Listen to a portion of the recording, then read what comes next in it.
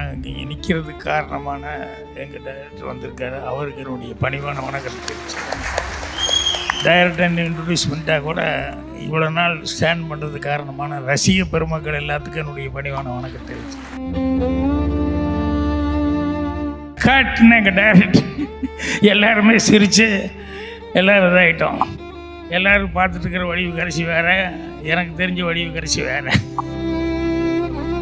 நான் டைலாக் பேச ஆரம்பிக்கும்போது ஒரு 2 டைலாக் அப்புறம் வந்து வடிவு கரிசி வந்து அப்படிங்கிறது எப்படி நான் டைலாக், ஏன்னா வடிவு கரிசி பண்ணுற ஆக்ஷன் வந்து எனக்கு மட்டும்தான் தெரியும். பட் உங்கள் லைஃபோட ரியல் ஹீரோயின் பக்கத்துலேயே இருக்காங்க, பூர்ணிமா மேம். அவங்களுக்காக நீங்கள் எந்த பாட்டை பாடியிருக்கீங்களா சார்? அப்படி பாடலைன்னா இன்னைக்கு பாடலாமா சார்? உனக்கும் எனக்கும் அவங்கள பார்த்து பாடுங்க சார். உனக்கும் எனக்கும் தான் பொருத்தம் அப்படின்னு சொல்லி அந்த டியூனை கொஞ்சம் மாற்றி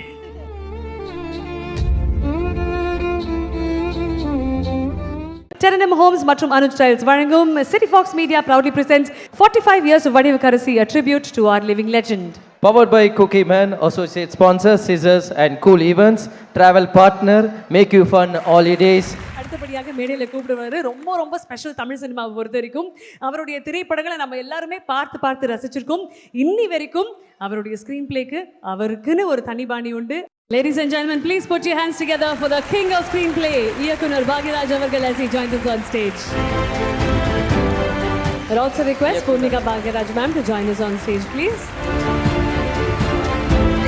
பாக்யராஜ் சார் முதல்ல அம்மாக்கு டயலாக் சொல்லி தரும்போது இன்னும் ஒரு சில மாதங்களில் ஆண்டுகளில் இவங்க கூட நடிக்க போகிறோம் அப்படின்னு யோசிச்சிருந்தீங்களா? அவங்களுக்கு முதல்ல டயலாக் சொல்லி தரும்போது என்ன மனசில் ஓடிட்டு இருந்தது உங்களுக்கு? முதல்ல நாங்கள் இங்கே நிற்கிறதுக்கு காரணமான எங்கள் டைரக்டர் வந்திருக்காரு. அவருக்கு என்னுடைய பணிவான வணக்கத்தை தெரிவிச்சுக்கிறேன். டைரக்டர் இன்ட்ரடியூஸ் பண்ணிட்டா கூட இவ்வளோ நாள் ஸ்டாண்ட் பண்ணுறது காரணமான ரசிக பெருமக்கள் எல்லாத்துக்கும் என்னுடைய பணிவான வணக்கத்தை தெரிவிச்சுக்கிறேன். சிவப்பு ரோஜாக்கள் அதில் தான் வடிவு கரிசியை முதலாக நாங்கள் சந்தித்தது. கமல் சார் கூட நடிக்கணும் இல்லையா, அதனால் கொஞ்சம் ஒரு யாராக இருந்தாலும் கொஞ்சம் நர்வஸ் ஆவாங்க, கொஞ்சம் ஒரு சின்ன டென்ஷன் இருக்கும். அப்படிங்கிறதுனால எங்கள் டைரக்டர் கூட அந்த பொண்ணுக்கு கொஞ்சம் கரெக்டாக டைலாக் எல்லாம் பார்த்துக்கோயா, ஃபஸ்ட் டைம் நடிக்குது, அது கமல் கூட நடிக்கும்போது கொஞ்சம் பார்த்துக்கோ அப்படின்னாரு. எனக்கு டைலாக் சொல்லி கொடுக்கும்போது அவங்கள பார்க்கும்போது வடிவு பார்க்கும்போது நர்வஸ் ஆகிற மாதிரிலாம் ஒன்றும் தெரியல. ரொம்ப காமாக இருக்காங்க, ரொம்ப கான்ஃபிடண்ட்டாக இருந்தாங்க அப்படின்னு சொல்லி அது மட்டும் தெரிஞ்சது.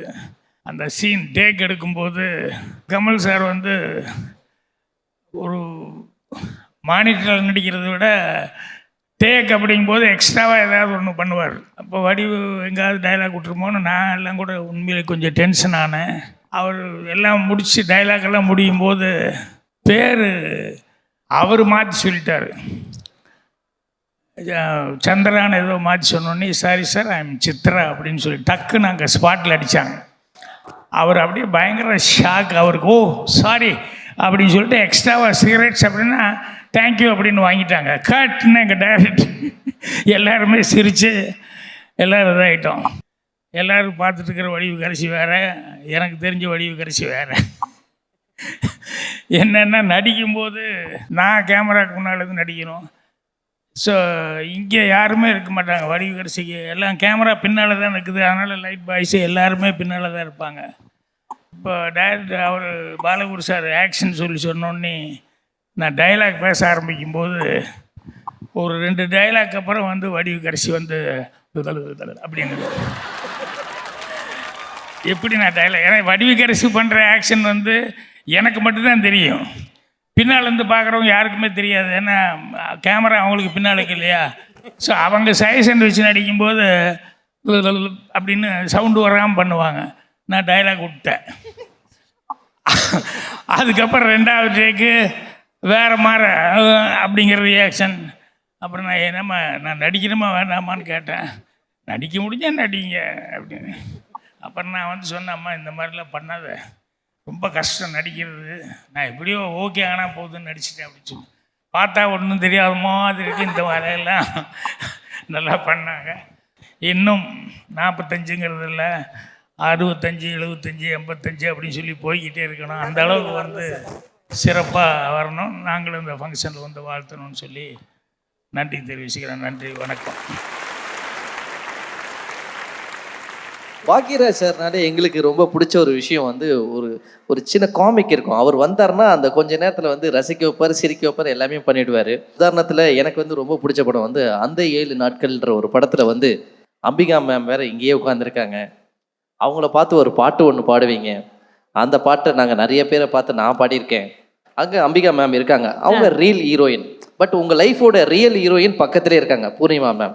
அவங்களுக்காக நீங்கள் எந்த பாட்டை பாடியிருக்கீங்களா சார்? அப்படி பாடலைன்னா இன்னைக்கு பாடலாமா சார்? ஆஹா உனக்கும் அந்த பாட்டு என்னோட ஃபேவரட் சார். சில விஷயங்கள் நம்ம செய்யும்போது அது சாதாரணமாக நினச்சி தான் செய்கிறோம். பெருசாக அதை வந்து எதிர்பார்த்தோ இல்லை பெருசாக இப்படி இந்த அளவுக்கெல்லாம் வரும் அப்படின்னெல்லாம் நம்ம நினைக்கிறது இல்லை. ஸோ அது காமெடியாக அந்த இடத்துல நம்பிக்கை கூட நடிக்கும்போது சரி மியூசிக் டைரக்டராக அதாவது பண்ணணுமே அப்படிங்கிறதுனால அவங்க வந்து எழுதி கொடுக்குறாங்க.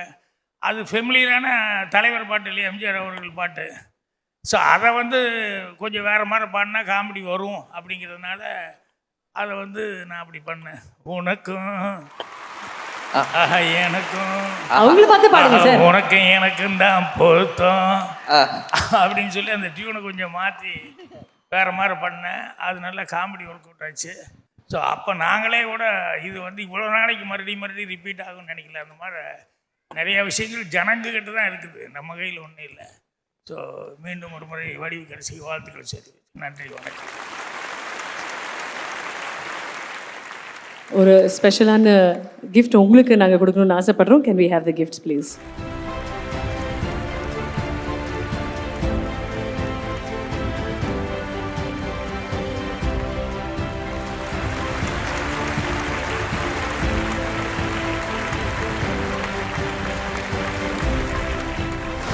அம்மன் கோயில் எல்லாமே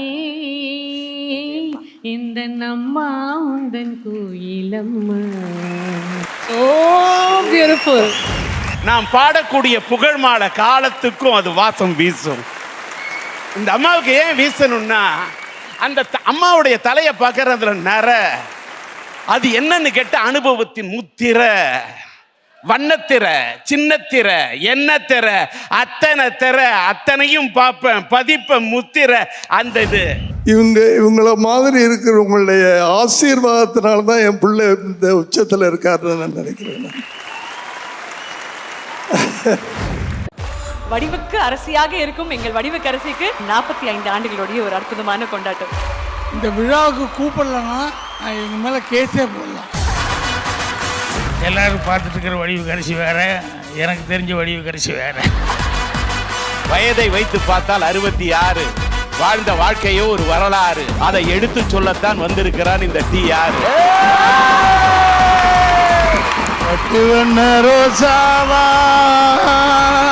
அடங்கொப்பன் தாமரபரணியில தலைமுழுக. இன்னைக்கு சாயங்காலம் என் பையன் நேரா புறப்பட்டு வந்து, என்னப்பா பெற்றெடுத்த பிள்ளைகள் இந்த அம்மா தான் என்னோட பாட்டியில் போயிட்டு வந்துருப்பா. துரோகம். என்ன ஏன் மேடையத்தின் மறைக்கு? ஏதோ குமுதா அவங்க அம்மா அவங்க ஆயா எல்லாரும் ஆப்பிடாரு. முதலாளி அம்மா எப்படி இருக்கீங்க? சாதாரண நடிகையாக இருந்த என்ன ஒரு ப்ரொடியூசராக ஆக்கினது வந்து கேப்டன் சார் தான். அவருடைய ஸ்தானத்துலேருந்து அண்ணி வந்து என்னை வாழ்த்துந்து அவரே வந்து வாழ்த்துன மாதிரி இருக்கு எனக்கு. நம்மளே அப்படியே சொல்லணும், பாரதி எல்லாத்தையும் தூக்கி சாப்பிட்ற ஒரு இந்த பொண்ணு வடிவு கரசி மதிப்பு கரசி. இவங்கள மாதிரி இருக்கிறவங்களுடைய ஆசீர்வாதத்தினால தான் என் பிள்ளை இந்த உச்சத்தில் இருக்காருன்னு நான் நினைக்கிறேன். தமிழ் சினிமா ஈவெண்ட்ல ரீசெண்ட் டைம்ல இவ்வளோ பேர் வந்தது இந்த ஃபங்க்ஷனாக தான் இருக்கும்னு நான் நினைக்கிறேன்.